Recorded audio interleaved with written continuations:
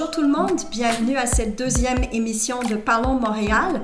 Alors aujourd'hui, c'est moi-même, Justine McIntyre, avec Marc-Antoine Desjardins. Bonjour tout le monde. Nous allons avoir une conversation à propos de la situation actuelle, bien sûr, et on veut que vous participiez à la conversation aussi. On veut savoir comment vous vivez, comment vous passez à travers cette crise, comment vous la vivez, comment vous vivez votre ville, votre quartier, quelles sont les choses à améliorer, quelles sont vos idées. Donc, on va parler de différentes choses aujourd'hui, puis on veut vraiment vous entendre dans les commentaires.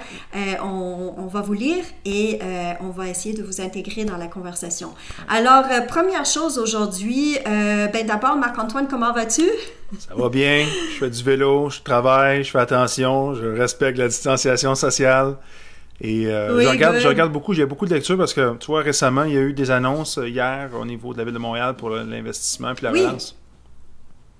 Oui, il y a eu beaucoup d'annonces dernièrement. Je trouve que ça commence à bouger. C'est intéressant ce qui a été annoncé. Alors, les choses que j'ai vues passer, d'abord, il y a eu cette question-là ou cette offre-là de cartes cadeaux que j'ai trouvé vraiment intéressante pour stimuler la relance locale du commerce local. Donc, je pense que c'est offert dans Hochelaga, dans Verdun, puis il y avait aussi la Chine, si je ne me trompe pas, dans 3 arrondissements. Donc, je l'ai testé. Je suis allée sur le site, donc j'ai fait des mots-clés. J'avais un peu de difficulté à le trouver, à vrai dire. Mais c'est qu'il faut aller sur le site de La Ruche et puis chercher par projet. Et j'ai fini par trouver, et puis j'ai commandé ma carte cadeau, puis on verra bien. Mais j'aime l'idée que c'est la ville qui va contribuer un montant supplémentaire qui va aller aux commerçants. C'est encore administratif, c'est ça hein, que tu nous dis, là, effectivement. Mais on pourrait on pourrait complémentariser ça avec, dans le fond, une monnaie locale complémentaire, justement, qu'on appelle les MLC. La comparaison, c'est avec le Bristol Pound, où est-ce que le maire de Bristol, en Angleterre, se fait payer 100% de son salaire en Bristol Pounds, qui est une monnaie locale pour relancer l'économie de proximité, tout ça, développer une espèce de réseau de synergie entre différents commerçants. Ça, c'est un point qu'on pourrait exploiter parce qu'il y a l'îlot Montréal qu'on appelle, et je ne savais pas que ça existait à Montréal. Quand je faisais mes recherches, je me dis, mon Dieu, on a une monnaie locale, virtuelle, une monnaie numérique. Et j'étais pas au courant. Ben non, c'est ça. Mais je pense que ça serait merveilleux de conjuguer ça aux initiatives, que ce soit PME Montréal, La Ruche, effectivement, et tous les arrondissements. On voit aussi l'arrondissement de La Salle qui amène un 200 000 de plus dans la danse actuelle pour relancer là, la sortie de crise. Mais oui, il y a des bonnes idées. Puis une monnaie locale amènerait justement une espèce... ça garde l'argent dans la localité. Puis moi, j'aurais une suggestion par rapport à ça. Je sais pas qu'est-ce que tu en penses, Justine, puis les gens aussi à la maison pourront nous dire, mais ça serait le fun que les élus de la ville, éventuellement, aient un pourcentage de leur salaire versé en îlot Montréal.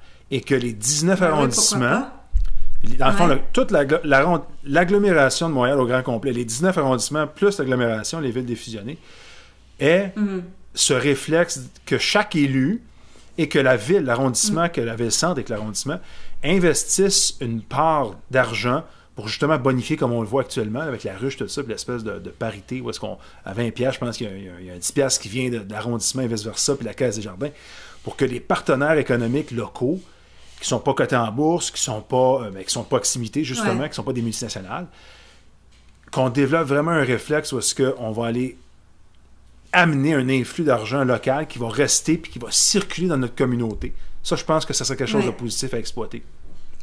C'est qu'ils vivent de l'achalandage local. Et en ce moment, la difficulté, c'est qu'ils sont fermés. Donc, la question des cartes cadeaux, c'est de leur permettre d'avoir de l'argent un peu d'avance. Oui. Cet argent-là que normalement serait en train de rentrer et qui ne rentre plus. Comme ça, on est en train de payer nos achats futurs avec une carte cadeau qu'on achète présentement. La ville qui contribue un petit peu. Et en plus de ça, on a la Caisse des Jardins qui va contribuer un montant supplémentaire qui va aller vers des organismes communautaires. Exact. Donc ça, je trouve que c'est un trio qui est très, très bien, mais comme tu dis, c'est limitant dans le sens que pour l'acheteur, pour celui qui va acheter la carte cadeau, le consommateur, en fait, il doit choisir le commerce d'avance. Et donc, avec une monnaie locale, ça nous permet d'avoir toute la flexibilité dont on a besoin, parce qu'en tant que consommateur, moi, je ne sais pas si à la fin de la crise COVID, là, si ça va encore me tenter de manger au resto ou est-ce que j'ai acheté ma carte cadeau aujourd'hui, tu comprends? Donc, je me suis déjà fait prendre dans le passé à acheter des rabais en ligne pour des trucs et puis finalement tu l'achètes parce que sur le coup tu as le goût d'y aller puis 2 mois plus tard tu l'as oublié puis ça collecte de la poussière dans le fond d'un tiroir. Mais avec une monnaie locale, tu as cette flexibilité-là, ça garde l'argent qui circule localement, qui encourage le commerce local, mais tu as la flexibilité d'aller dépenser quand tu veux, où tu veux. Exact. C'est ça. En tout cas, c'est à exploiter. Je pense que c'est une idée. On aimerait ça voir aussi ce que le monde en pense. Mais c'est une des pistes de solution. L'autre chose qu'on avait vue, puis toi puis moi, on a discuté de ça avant, c'était aussi... puis avant d'y aller, je veux demander aux gens, qu'est-ce que vous pensez de l'idée d'une monnaie locale?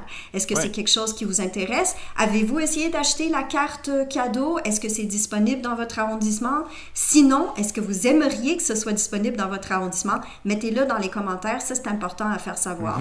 Mais l'autre chose qu'on avait vue, c'était la fermeture de la rue Wellington à Verdun, qui est quand même leur rue commerçante majeure à Verdun. Et ça, c'était en guise de mesure de relance économique pour le commerce local, pour que les piétons puissent prendre toute la place qu'il faut pour aller voir les commerces. Donc, surtout en ce moment, c'est important de redonner la place aux piétons, aux cyclistes, parce que les gens, on ne se déplace plus en voiture, on n'a pas besoin. Mais non, c'est ça. Alors, vas-y. Il faut faire attention aussi, c'est parce que, la voiture avait une place avant la crise quand même majeure. On voit quand même l'administration actuelle fait beaucoup d'efforts pour, ajuster ça, puis à bon droit. Mais il faut faire attention aussi, malgré le problème de distanciation sociale, l'enjeu de distanciation sociale, on voit que les transports en commun sont boudés. Puis on comprend, logiquement. Les gens vont se tourner davantage vers la marche, le vélo, la trottinette électrique, tout ça, les moyens de transport alternatifs à la voiture. Et oui, d'autres vont quand même garder la voiture. Il ne faut pas non plus brimer ça, mais il faut revoir le concept de cohabitation. Je trouve que de fermer des rues, les piétonniser, faire des places publiques avec nos rues, c'est tout à fait avisé parce que la rue, là, quand on regarde le concept du développement d'une ville, ça n'appartient pas à la voiture. La rue, c'est un espace public. Et moi, quand j'entends le mot espace public, je me dis, ça peut servir à la fois pour des voitures, pour des piétons, pour des cyclistes. Et on peut rééquilibrer. On voit l'arrondissement de Rosemont avec ses milieux de vie qui va amener le Big Block qu'on retrouve aussi en Espagne. On peut faire des... À Barcelone. C'est ça, effectivement, à Barcelone. On peut penser au concept de grandes cyclovias qu'on pourrait avoir sur Saint-Denis, sur Rachel, qui borderaient les parcs. On pourrait rejoindre le parc du Mont-Royal avec le parc La Fontaine, avec le parc Baldwin et tout ça. On pourrait faire une animation, on pourrait redonner de l'espace aux gens le temps d'une fin de semaine sans nécessairement enlever le transit local. Et on pourrait quand même aussi aller plus loin. Oui, c'est qu'il y a déjà un réflexe dans certains arrondissements que tu as mentionné. Absolument. Il y a ce réflexe-là de repenser le partage de cet espace public-là. Et dans d'autres arrondissements où est-ce qu'on n'est vraiment pas rendu là, mais vraiment pas, et même on dirait qu'on s'en va dans le sens contraire, il y a des arrondissements où est-ce qu'on est resté dans une vision des années 70-80, où est-ce que toute la place est allouée à la voiture. Et donc, c'est un peu malgré eux que les gens qui vivent là, ils sont un peu obligés de prendre la voiture, parce que quand tu ne prends pas ta voiture pour aller faire tes courses, mais tu es sur un trottoir qui est tellement étroit et tellement à côté des voitures que t'es juste, tu dis pourquoi je me trouve là, c'est désagréable, c'est bruyant, c'est sale, c'est dangereux. Justine, pourquoi je serais piéton à cet endroit-là? Et même à vélo, il n'y a même pas de piste cyclable. Il y a des endroits où il n'y a même pas de piste cyclable. Hier, je revenais d'une sortie, d'une balade à vélo, puis je suis allé au canal de la Chine. Et je revenais, beaucoup de monde sur le canal de la Chine, puis quand il fait beau, c'est pris d'assaut normalement par des jeunes enfants, des poussettes, des tricycles, tout ça. Puis c'est tout à fait normal. Une piste cyclable, c'est 20 km/h et moins à Montréal. Puis il y a même un règlement qui interdit les piétons dans les pistes cyclables, ça, c'est une autre histoire. Mon point, c'est qu'on pourrait, parallèlement à tout ça, créer des corridors aérobiques, où est-ce que, par exemple, en longeant le parc La Salle, en revenant vers Montréal, on pourrait carrément dédier une des 2 voies qui borde le parc. Donc, on pourrait en faire un corridor aérobique où est-ce que les gens pourraient s'entraîner. Alors, il y a toute une réflexion qu'on peut avoir au niveau de la réappropriation d'espaces publics, dont la création de corridors aérobiques, des voies dédiées. On pourrait même aussi penser à permettre les cyclistes, demain matin, ou le plus vite possible, dans les voies réservées aux autobus, pour que, justement, avant que se termine du moins la mise en place du rêve, le réseau Express Vélo, que temporairement, pendant la période de déconfinement, que les cyclistes qui vont du point A au point B puissent y aller le plus sécuritairement possible, que je parle à Sherbrooke, que je parle de toutes les voies réservées, justement, offrir ça aux cyclistes qui vont travailler ou qui veulent juste se déplacer, s'entraîner de façon sécuritaire aussi. Alors, il y a toute une réflexion qu'on a à avoir. Comme tu dis, c'est une question de connectivité, de pouvoir passer entre les quartiers. C'est une question aussi de cohabitation, donc de s'assurer que chacun a sa place aussi, là, parce que si on va mettre des vélos, leur donner plus d'espace, et ça, je suis complètement d'accord avec toi, ça va prendre des corridors aérobiques pour ceux qui veulent faire du sport, pour ceux qui veulent aller plus loin en vélo, en même temps de s'assurer que tous les autres, ils ont de l'espace aussi, qu'ils ne sont pas obligés de marcher dans la piste cyclable, qu'il y a des trottoirs qui sont adéquats ou d'autres pistes où est-ce qu'ils peuvent circuler, redonner une partie de la rue à ces gens-là. Je voudrais savoir aussi, ceux qui nous écoutent, si vous faites du vélo, si vous êtes en mesure de faire du vélo. Je sais qu'il y a des arrondissements où est-ce que c'est plus difficile que d'autres, comme j'ai mentionné à Pierrefonds. Il y a certaines pistes cyclables, mais tu sais, des fois, c'est quand tu veux aller faire tes courses à vélo, ben c'est pas évident parce que les pistes cyclables ne se rendent pas jusqu'au commerce. C'est comme vraiment pensé pour les voitures. Donc, c'est quoi votre réalité à vous? Est-ce que c'est quelque chose qui vous intéresse? On veut vous entendre là-dessus. Je veux aussi m'adresser aujourd'hui au retour à l'école parce qu'il a été beaucoup question du retour à l'école. Ça nous a été pas promis, mais ça nous a été proposé. Ensuite, ça a été retiré. J'ai beaucoup d'amis qui sont enseignants, enseignantes. Moi-même, j'étais enseignante pendant longtemps. Alors, je sais que j'entends parler mes amis du stress supplémentaire qu'ils ont, d'avoir eu à déjà s'adapter à faire de l'école en ligne. Donc, ça, c'est vraiment un casse-tête. C'est vraiment pas tous les élèves qui sont en mesure d'assister aux cours en ligne. Et maintenant, de devoir préparer le retour à l'école avec les mesures de distanciation, le fait pour moi, c'est une pensée complètement magique, une pensée irréaliste. On a une suggestion. De penser que les jeunes enfants vont, tu sais, aller à la cour de récré et ne pas s'approcher. C'est comme irréaliste, mais c'est ça. Nous, de notre côté, une chose qu'on avait déjà discutée, une idée qu'on avait discutée, c'était de ramener les cours à l'extérieur. Et même avant la crise du COVID-19, c'était une pensée qu'on avait de profiter de nos parcs, de profiter de nos espaces verts, de profiter de nos grands parcs aussi. Il y a le Bois de Liesse. On a vraiment des espaces intéressants à Montréal et de trouver maintenant encore plus que ce serait intéressant de réinstaurer un genre de classe verte. Oui, la fameuse classe verte, où est-ce que les élèves pourraient découvrir leur faune puis la flore locale. On pourrait carrément essayer de penser en dehors de la boîte, puis ajuster tout ça en concordance avec les ex-commissions scolaires, le ministère de l'Éducation. On pourrait carrément solliciter tous les intervenants pour dire, regarde, on donne une nouvelle direction, un nouveau sens à l'éducation. J'ai toujours en tête le film Dead Poets Society, où est-ce que Robin Williams sortait ses élèves, puis il marchait. Tu sais, bon, alors, à un moment donné, il faut qu'on... C'est un élève... Chaque élève apprend différemment aussi, les gars, les filles. On n'apprend pas de la même façon, mais je pense qu'un dénominateur commun peut être se réapproprier la nature dans un cadre d'éducation. Et je pense que l'expérience devrait être tenue pour voir justement c'est quoi le résultat. Puis ça peut faire du bien de se ventiler l'esprit. Hein. On a été confinés, on a peur, on ne sait pas trop. On voit le gouvernement qui avance, qui recule, parce que tous les pays du monde avancent à tâtons, hein, sont carrément en train de créer leur propre gestion au fur et à mesure. Des fois, ils constatent, ils reculent, ils s'ajustent. Bon, on fait un pas à côté, fait un pas en arrière, un pas en avant, on revient. Mais tout le monde se regarde, puis tout le monde essaie de sortir le plus dignement possible de cette crise-là.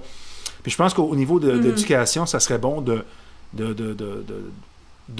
regarder l'option de faire des classes vertes. Je suis d'accord avec toi et moi-même j'ai bénéficié d'une école où est-ce qu'on avait un prof de sciences qui nous amenait dehors et on avait un grand parc autour de l'école. Alors il faudrait voir aussi à Montréal comment nos écoles sont aménagées. Est-ce qu'ils ont un espace qui est adéquat à l'école ou à proximité de l'école? Est-ce que c'est possible d'amener les enfants, surtout ceux qui sont les plus jeunes à l'école primaire? Est-ce qu'il y a un parc à proximité ou est-ce qu'on peut les amener? Parce que c'est pas toutes les écoles qui ont une cour d'école avec des arbres et tout. Souvent, c'est asphalté. Alors, il faut s'assurer aussi qu'il y a des parcs qui sont accessibles aux écoles. Et quand ce n'est pas le cas, d'organiser un transport scolaire vers les grands parcs, parce qu'on a plusieurs grands parcs à la grandeur de l'île de Montréal. Il y a le bois de Liesse dans l'ouest qui est formidable. Et je vois des groupes scolaires qui vont là, qui se promènent dans le bois. Bon, mais c'est un défi. C'est quelque chose que... C'est un défi, c'est sûr. C'est un défi de l'organiser, mais pour les écoles qui sont en mesure de le faire, de penser à amener les élèves dehors, ça peut être une solution au moins à court terme, puis quelque chose à repenser aussi à plus long terme dans notre système d'éducation. C'est certain. Une idée qui m'est venue en tête pendant qu'on se parlait de la réappropriation de l'espace public, ça serait de... Comme les gens vont se tourner vers le transport actif, ça serait le fun que la ville, comme un peu ce qu'on voit à Laval, qu'on investisse qu'on finance l'achat d'un mode de transport actif. À Laval, je pense que c'est 400 $ par personne pour acheter un vélo neuf, un vélo électrique à Laval. Pourquoi qu'on on se porterait pas, on se donnerait pas la réflexion de subventionner à Paris, en France, ils vont donner 50 € pour réparer son vélo. Pourquoi qu'on n'a pas des initiatives de la sorte où est-ce qu'on va mettre l'argent dans la poche des gens pour qu'on puisse se donner un mode de transport qui est simple et sécuritaire? Dans le cadre justement de la réappropriation des espaces publics, des espaces verts. Alors, je pense que c'est une réflexion qu'on devrait avoir. J'attends un peu plus de leadership de la part de nos élus municipaux et surtout provinciaux qui allument sur des initiatives de transport actif plus agressives où est-ce que carrément on va aider les gens. C'est pas juste de dire de faire des pistes cyclables, mais c'est de créer une impulsion pour qu'on les utilise, ces pistes cyclables-là, puis qu'on fasse pas un goulot d'étranglement non plus, puis qu'on déploie, ça je pense qu'on s'en va là-dessus tranquillement, pas vite, là, mais qu'on déploie justement un réseau de voies provisoire pour sortir du confinement, qu'on revienne là-dessus, là, puis qu'on bouge à vélo, en trottinette, mais qu'on laisse la voiture chez soi quand on n'a pas besoin d'utiliser, puis qu'on développe une espèce de grappe locale, une espèce de communauté là, dans 500 mètres carrés où est-ce qu'on peut aller chercher tous nos services, on y va en vélo, on revient. Ben, ça crée une espèce de... On va comme d'une certaine façon européaniser un peu nos quartiers, et je pense qu'on peut, on peut faire ça. Je comprends ce que tu veux dire. Il y a différentes façons de l'approcher. Tu sais que moi, je ne suis pas super forte sur les subventions, mais je comprends ce que tu veux dire, que l'idée, c'est d'essayer d'inciter les gens à changer leurs habitudes. Demandons l'opinion aux gens. Oui, c'est ça, demandons l'opinion aux gens. Ben, voilà. Ouais. Mais j'aimerais savoir, donc, c'est ça, est-ce que ça c'est quelque chose que vous trouvez intéressant comme idée de dire une subvention, par exemple, à l'achat d'un vélo, ou est-ce qu'il y a d'autres façons aussi qu'on peut inciter les gens à changer leurs habitudes? Moi, personnellement, je pense que c'est beaucoup le rôle de la ville, pas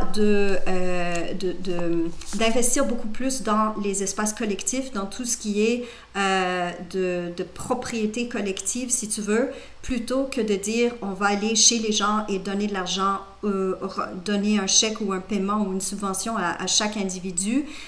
Moi, je crois que l'argent est bien investi dans nos infrastructures qui sont à la fois publiques, mais aussi les projets qui sont collectifs, donc qui ne sont pas forcément gérés par la ville, mais qui desservent l'ensemble de la population et qui sont des projets qui sont menés par la population. Donc, quand on parle de changer, nos façons de faire, de changer nos réflexes, de dire si je veux aller chercher une pinte de lait, mais je ne vais pas prendre mon auto si je peux y aller à pied, si je peux y aller à vélo. Exactement. Mais ça, c'est beaucoup aussi, comme on avait dit au début de la conversation, notre aménagement. Et le fait que pour pouvoir faire ça, ben, il faut avoir une ville qui est aménagée en conséquence. Il faut avoir pensé déjà, lorsque on fait le design de notre ville, où est-ce que les gens vont vivre, comment ils vont se déplacer, comment ils vont faire leur commerce, comment ils vont aller travailler, comment ils vont profiter de leur temps de loisir. Donc tout ça, ça fait partie d'un ensemble, d'une façon de penser qui est plus holistique que ce qu'on a vu dans le passé. Mais écoute, je pense que je vais poser la question à vous. Qu'est-ce que vous pensez là-dessus? Est-ce que vous pensez que votre ville est aménagée de façon adéquate? Sinon, qu'est-ce que vous voyez comme changement à faire pour amener ce changement de mentalité qui est tant nécessaire en ce moment? Écoute, Marc-Antoine, je pense qu'on a beaucoup à se dire encore, mais on va passer les sujets qui nous restent. Je pense qu'on va les laisser pour la semaine prochaine. Oui, tant à dire, Justine. Oui, on a tant à dire, c'est sûr. On a beaucoup de sujets encore. Alors, merci beaucoup pour la conversation. Comme d'habitude, c'était très agréable. Merci aussi de nous avoir écoutés. Puis, n'oubliez pas de nous laisser vos commentaires. La semaine prochaine, on parle, on va essayer de regarder, peut-être à parler un peu de fiscalité municipale, puis revenir un peu dans la foulée de ce qui est dit, là, puis ce qui est fait cette semaine au niveau là, de la relance, mais avec un regard différent. Oui, tout à fait, tout à fait. Les choses évoluent constamment, puis nous, on essaie d'évoluer. Suggestion, on amène de l'eau au moulin. Oui, parfait. Ben, merci tout le monde. Bonne semaine. Prenez soin de vous.